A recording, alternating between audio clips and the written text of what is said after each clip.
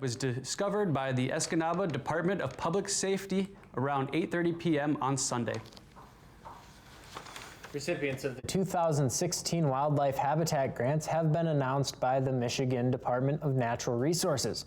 The grants, totaling $932,892, were awarded to several different conservation organizations, units of government, landowners, and nonprofit organizations for projects to be completed by September 30th, 2018. The grants have a local effect, with both the Superior Watershed Partnership and Green Timber Consulting Foresters programs in Marquette County being awarded over $50,000 each.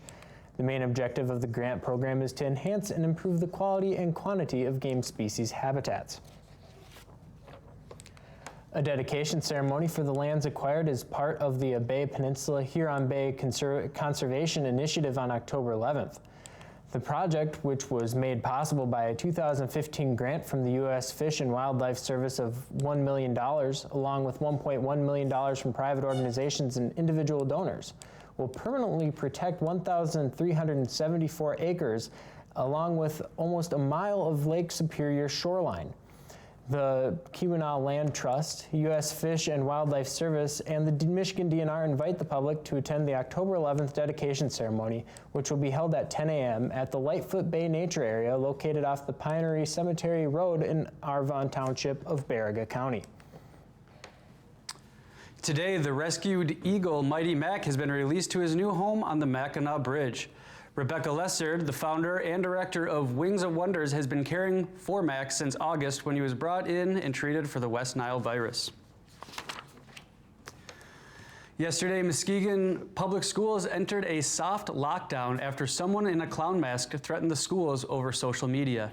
According to the Muskegon Police Chief Jeffrey Lewis, the suspect was not detailed in the threat, but was specific on the date, which was yesterday, Monday, October 3rd. Police are still determining the source. And after the break, we'll have your news, your international and national news. Stay tuned. Homo sapiens. How could our fragile species leave Africa to settle every corner of the planet? If you are not resourceful, you die. Crossing searing deserts, huge oceans. No instruments, no charts, no assistance at all. And enduring frigid ice ages. Homo sapiens do things which you don't believe are possible. The unbelievable Great Human Odyssey on Nova. Wednesday at 9 after Forces of Nature on Public TV 13.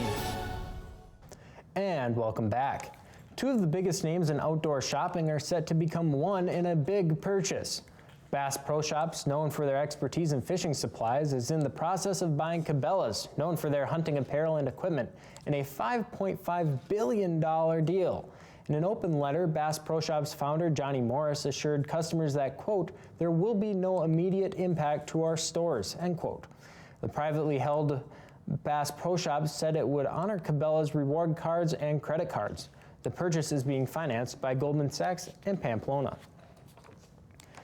And Mike Pence and Tim Kaine go head-to-head in tonight's vice presidential debate. The latest CBS News poll finds 7 out of 10 voters plan to tune in. Craig Boswell reports. I'm Mike Pence. Mike Pence, Just got to be myself. and Tim Kaine will introduce themselves to a national audience when they take center stage at Longwood University in Virginia tonight. Both have served in government for years, but a new CBS News poll shows a majority of registered voters don't know enough to have an opinion of them. Surprising things sometimes happen in these vice presidential debates. Longwood political science professor Bill Harbour says the VP nominees need to sell themselves to American voters while trying to boost their running mates' low approval ratings. Never have we seen a vice presidential debate where the two candidates have to make up more ground and deal with more problems created by the images of the two people at the top of the ticket. And Mike Pence could spend tonight facing tough questions about the latest controversy to hit Donald Trump, his tax returns. The businessman reportedly claimed nearly $1 billion in losses in the 90s, possibly shielding him from paying federal income taxes for years. I have brilliantly used those laws. What kind of genius loses $1 billion in the first place? Hillary Clinton now leads Trump in the polls 45 to 41%. Tonight, Kaine will work to hold on to that lead, while Pence looks to move the numbers for the Trump campaign. Craig Boswell, CBS News, Farmville, Virginia. Facebook is giving Craigslist and eBay a run for their money with a new marketplace located via a tab inside the mobile app. The media giant plans on making a user-friendly platform where people can post items they are selling. The listings will contain basic information about the item, photos, and asking price. There is also a convenient counter that tells you how many times the post has been viewed. The marketplace will let buyers message sellers and even set up a meeting place, but will not help with transactions. Although Facebook is open to people 13 years and older, the marketplace will be just for users 18 years of age. Rain and winds of over 140 miles per hour from Hurricane Matthew are still a problem for Haiti. And now Florida Governor Rick Scott is declaring a state of emergency as the storm heads towards the states. Mark Strassman is in Kingston, Jamaica with more. Torrential rains and more than 130-mile-per-hour winds slammed into Haiti. Roads became rivers in the poorest nation in the Western Hemisphere. Across the island in Santo Domingo, Dominican Republic, the deluge dropped sheets of rain, forcing cars to drive through floods. Jamaica is also feeling the effects of Matthew. This road was washed away in a mudslide. Across the eastern coast of Cuba, people were urged to head for higher ground. More than 300,000 people have reportedly been evacuated.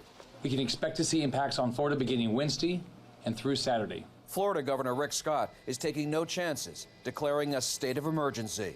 You must leave before it's too late. We can rebuild a home and we can rebuild a business, but we cannot rebuild your life. North Carolina Governor Pat McCrory also declared a state of emergency for 66 counties. We can't gamble, and we won't gamble with people's lives and the livelihood of many people up and down the coast. If Matthew tears into Cuba, it could force the relocation of detainees at Guantanamo Bay. But the focus today is Haiti, the island least equipped to handle a disaster like this. Mark Strassman, CBS News, Kingston, Jamaica. And keep it tuned here because after our break, we'll take a look at sports and weather.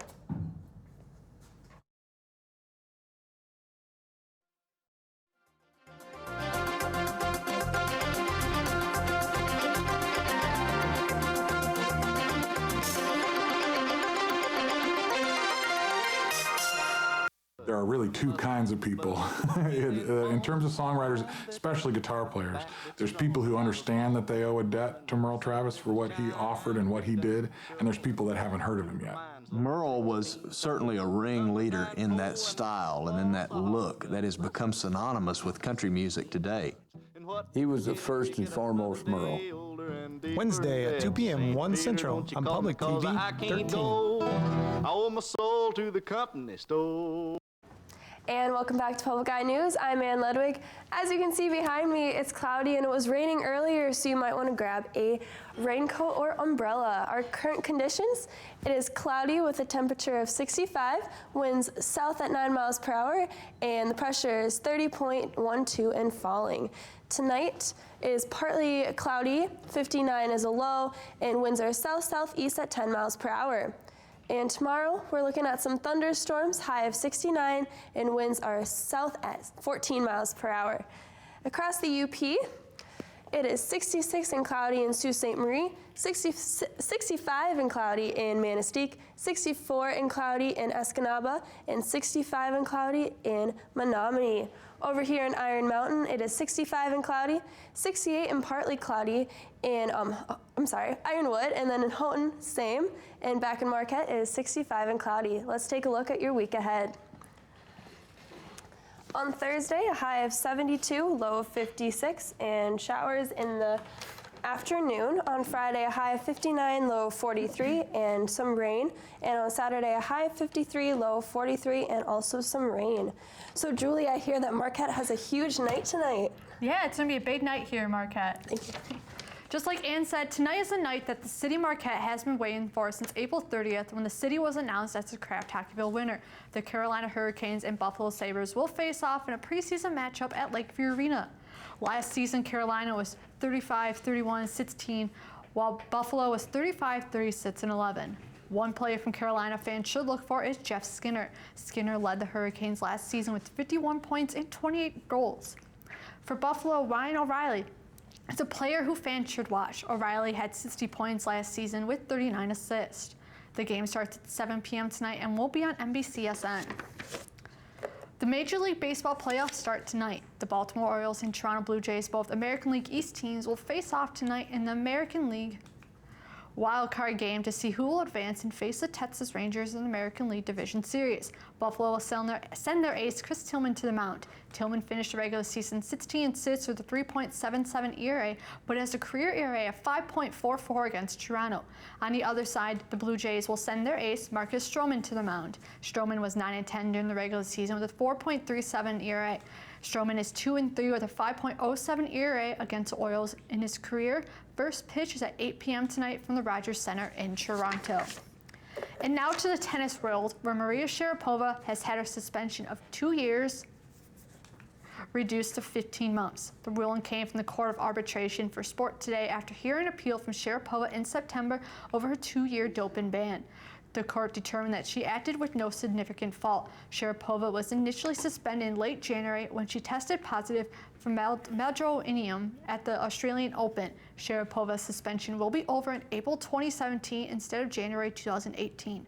The first Grand Slam she will be able to play in is the 2017 French Open. So tonight is Kraft Hockeyville here in Marquette, Todd, but I hear the Red Wings did something pretty special last night. Yeah, that's right, Julie. A photobomb featuring Red Wings forward Steve Ott and Dylan Larkin has been gathering quite a bit of attention on Instagram. A 4-year-old fan, Lila Almus, smiles for the picture as Ott and Larkin smile behind her from inside the penalty box while serving minor penalties. The photo's caption said the girl was hit with the classic Ott-Larkin penalty box photobomb.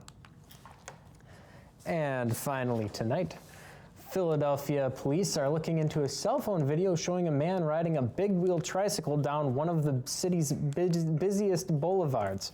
Motorists report that the man rode the tricycle down Roosevelt Boulevard, holding up traffic and forcing motorists to drive gingerly around him. Police are trying to figure out who the man is and whether or not he will be cited for the incident. Guys, I don't know about you, but I've ridden like a regular bike on a busy highway, and that's not fun a lot of times. It's pretty scary, but a big tricycle, oh man. Anyway, that's all we have time for today. Make sure to join us here tomorrow on Public Eye News.